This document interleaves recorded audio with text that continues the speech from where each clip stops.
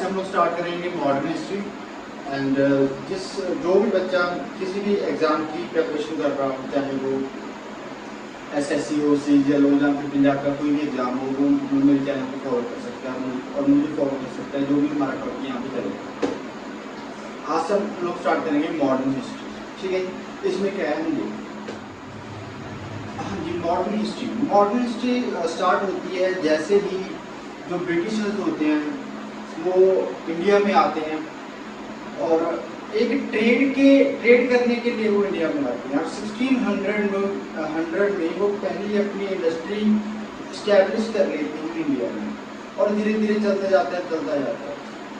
उनका जो ट्रेड है वो वेल सेटल्ड हो जाता है। अब हमने जो मॉडर्न हिस्ट्री स्टार्ट करनी है और वो कहाँ से स्टार्ट करनी है, वो हम स्टार्ट करेंगे 1757 से, जहाँ से बैटल ऑफ प्लासी हुआ और ईस्ट इंडिया कंपनी कैसे अपने रोल में आई, कैसे इस्टेब्लिश हुई, इसके बारे में हम पढ़ेंगे। बैटल ऑफ प्लासी में हम पढ़ेंगे बंगाल में, क्योंकि जो प्लासी की लड़ाई है, प्लासी का युद्ध है, वो बंगाल में हुआ था। और बंगाल में कौन कौन से राज्य, कौन कौन सा पार्ट था वो इंडिया का, मतलब कंक्लूड होता था।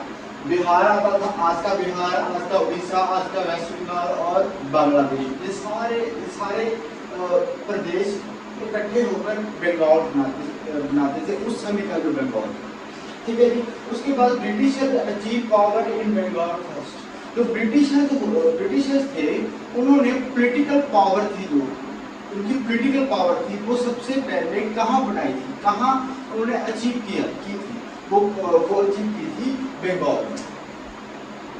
पॉलिटिकली इस्टेब्लिश्ड हुए थे ब्रिटिशर्स बंगाल में by the battle of Plassey and Buxar. कैसे? Through the battle of Plassey and battle of Buxar. Battle of Plassey कब होती है? बैटल ऑफ प्लासी होती है जून 1757 में, बक्सर होती है 1764, ठीक है जी। उसके बाद 1701 में हम इसमें पढ़ेंगे कि कि जो बैटल ऑफ प्लासी हुआ उसके पीछे वजह क्या थी, कारण क्या था, ठीक है जी। रीजंस क्या थे कि कैसे हालात, कौन से हालात पैदा हो गए थे कि जो सिराजुद्दौला और ब्रिटिशर्स में आपस में मिसअंडरस्टैंडिंग हुई और बैटल ऑफ प्लासी हुआ, वो हम रीजंस पढ़ेंगे, ठीक है जी। सबसे पहले हम पढ़ेंगे कि 1701 में औरंगजेब इलेक्ट मुर्शिद कुली खान एज द सूबेदार ऑफ बंगाल। 1701 में औरंगजेब ने क्या किया था, मुर्शिद कुली खान को सूबेदार ऑफ बंगाल बना दिया, ठीक है। सारा करता धरता कौन था? मुर्शिद कुली खान था, ठीक है। जब 1707 में डेथ हुई, औरंगजेब की डेथ हुई 1707 में, तो मुर्शिद कुली खान ने दो काम किए। पहला काम क्या था, उसने ट्रांसफर किया कैपिटल का। बंगाल की जो कैपिटल थी पहले ढाका में होती थी, बांग्लादेश में ढाका एक जगह का नाम है, वहां पर कैपिटल होती थी, उसको ट्रांसफर किया कहां पर? मुर्शिदाबाद में। पहला काम तो ये किया। दूसरा काम किया कि उसने अपने आप को इंडिपेंडेंट किंग डिक्लेयर कर दिया कि मैं इंडिपेंडेंट किंग हूँ और मैं अपनी मर्जी से अपने फैसले ले सकता हूँ, ठीक है जी। उसके बाद इंडिपेंडेंट किंग अपने आप को उसने घोषित कर दिया। तो हाँ, सबसे जो इम्पोर्टेंट काम था उसने क्या किया था, उसने लैंड रेवेन्यू सिस्टम प्रमोट किया था। क्या प्रमोट किया था? Land revenue system. अब ध्यान से समझो, लैंड रेवेन्यू सिस्टम क्या था। बेसिकली जो ब्रिटिशर्स थे वो टैक्स लेते थे, वो टैक्स लेते थे किसानों से, पीजेंट से, ठीक है, फार्मर से टैक्स लिया जाता था ब्रिटिशर्स के द्वारा। ब्रिटिशर्स टैक्स लेते थे पीजेंट्स से, ठीक है। तो वो डायरेक्टली टैक्स नहीं लेते थे, वो एक सेंटर में बिचौलिया होता था, बिचौलिया उन्हें बोला जाता था जमींदार, जहाँ एलीट क्लास पीपल, जो वो एलीट क्लास पीपल थे, जब वो बिचौलिया थे, जब वो जमींदार थे, वो एक सेंट्रल पॉइंट होता था, वो टैक्स कलेक्ट करते थे पीजेंट से और ब्रिटिशर्स को देते थे, ठीक है, और बीच में जो उनका फायदा होता था वो अपने पास रख लेते, ठीक है। तो इसे कहते हैं लैंड रेवेन्यू सिस्टम। इसको बढ़ावा दिया किसने? मुर्शिद कुली खान। मुर्शिद कुली खान के बाद उनका सक्सेसर आया सिराजुद्दीन। सिराजुद्दीन उसका सक्सेसर आया। सिराजुद्दीन के बाद आएगा सरफराज खान। ये इतने इंपॉर्टेंट नहीं है, इनमें से कोई क्वेश्चन नहीं बनता। उसके बाद आया सिराजुद्दौला, सॉरी सरफराज के बाद आया अलीवर्दी खान। कौन आया? अलीवर्दी खान। उससे पहले हम पढ़ेंगे ड्यूरिंग दिस टेन्योर, जो ये टेन्योर था मुर्शिद कुली खान से लेकर अलीवर्दी खान तक, इस टेन्योर में जो बंगाल था, बंगाल ने अपने आप को पूरा एस्टेब्लिश कर लिया। जब पूरा एस्टेब्लिश कर लिया था तो डचेस ने सोचा, फ्रांसीसीज ने सोचा, ब्रिटिशर्स ने सोचा, यूरोपियन ने सोचा कि हम लोग क्या करें, हम लोग अपनी इंडस्ट्रीज को सेटअप करें। कहां पर? बंगाल, ठीक है। उस समय हुगली एक पोर्ट होता था, हुगली पोर्ट से एक बंदरगाह थी, वो वहां से अंग्रेज आते थे और मतलब बना बनाया माल लेकर ब्रिटिशर से अपने इंडियन से माल लेते थे और उसको महंगे भाव में बेचते थे बाहर अपने कंट्रीज में जाकर, क्योंकि अभी कच्चा माल नहीं वो लेने लगे थे, अभी बना बनाया माल ले रहे थे। क्योंकि अभी 1757 के पहले की बात मैं कर रहा हूँ, ठीक है। 1757 के बाद बैटल ऑफ प्लासी होगा, वो जीत लेंगे, प्रैक्टिकली वो अपने आप को एस्टैब्लिश कर लेंगे। उसके बाद वो कच्चा माल लेना स्टार्ट करेंगे। अभी हम 1757 के पहले की बात कर रहे हैं। वो कारण पढ़ रहे हैं कि क्या कारण हुए, क्या रीजंस थे, क्या कॉजेस थे जिनकी वजह से बैटल ऑफ प्लासी हुआ, ठीक है। उसके बाद हम पढ़ेंगे अलीवर्दी खान, और अलीवर्दी खान के बारे में हम पढ़ते हैं। Last powerful king of Bengal opposed the fortification of Calcutta by Britishers and Chandnagar by farmers. जो अलीवर्दी खान था वो लास्ट रूलर था। लास्ट रूलर कैसे? एक स्ट्रॉन्गेस्ट लास्ट रूलर था जिसने पूरी अपनी स्ट्रॉन्ग क्षमता से अपने राज्य को चलाया, ठीक है। उसने जो फोर्टिफिकेशन थी कैलकाटा में जो ब्रिटिशर्स कर रहे थे उसको अपोज किया। जो चांदनगर में फ्रांसीसी फोर्टिफिकेशन कर रहे थे उसका विरोध किया और सफलतापूर्वक विरोध किया। मीन सफलतापूर्वक वो रहा अपने विरोध में। फोर्टिफिकेशन क्या होता है?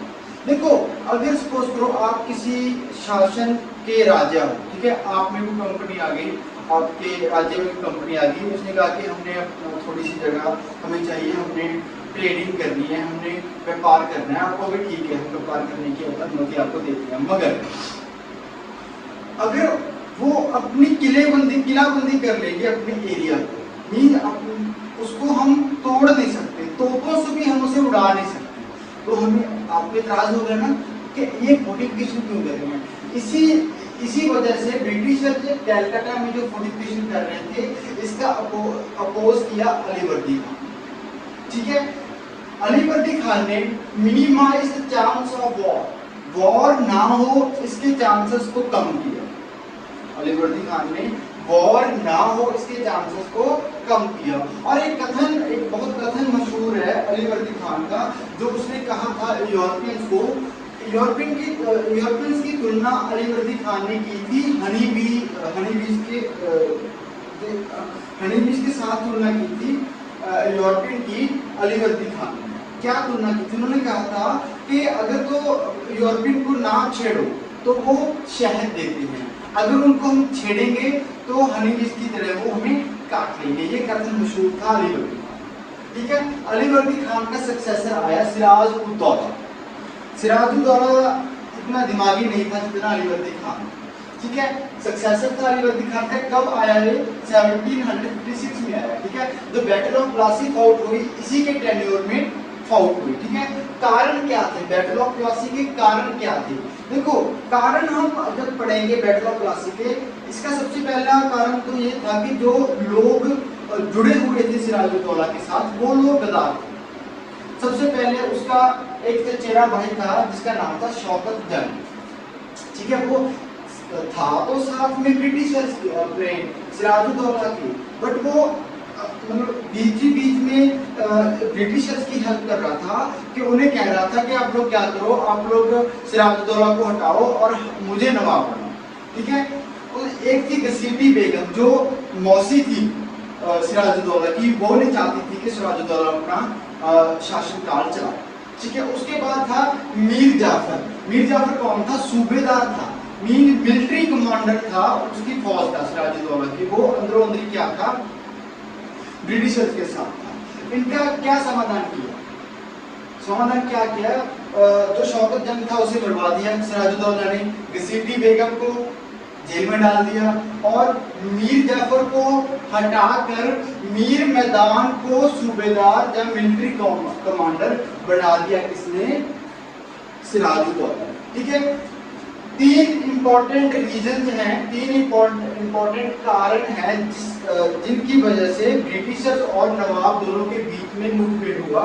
इन तीनों कारणों के कारण जो मतलब बैटल ऑफ प्लासी हुआ, ये हम कारण पढ़ेंगे एक एक करके। पहला क्या था? To cheer up enemy of Nawab.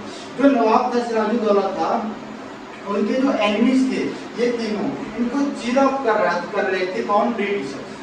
Britishers इनको चीयर अप कर रहे थे और इसकी वजह से जो सिराजुद्दौला था वो नाराज था किनसे? ब्रिटिशर से। दूसरा कारण फोर्टिफिकेशन कर रहे थे फोर्ट विलियम की। फोर्ट विलियम क्या था? ट्रेडिंग कॉलोनी थी जो कैलकाटा में ब्रिटिशर्स की जो ट्रेडिंग कॉलोनी थी उन्हें फोर्ट विलियम बोला जाता था और फोर्ट विलियम की फोर्टिफिकेशन कर रहे थे नवाब की परमिशन के बिना, कौन? ब्रिटिशर, जिसकी वजह से एक कारण बना बैटल ऑफ प्लासी, ठीक है जी। उसके बाद misuse of no tax trade policy. देखो 1717 में क्या हुआ, एक पॉलिसी बनाई फारूकसियर ने, ईस्ट इंडिया कंपनी को उन्होंने एक पॉलिसी बना कर दी। वो पॉलिसी क्या थी? No tax trade policy. इसका मतलब क्या था? इसका मतलब क्या ये था कि जो ईस्ट इंडिया कंपनी है वो ट्रेड कर सकती है और उसको कोई टैक्स नहीं देना पड़ेगा, कहीं भी जा सकती है, कहीं भी आ सकती है।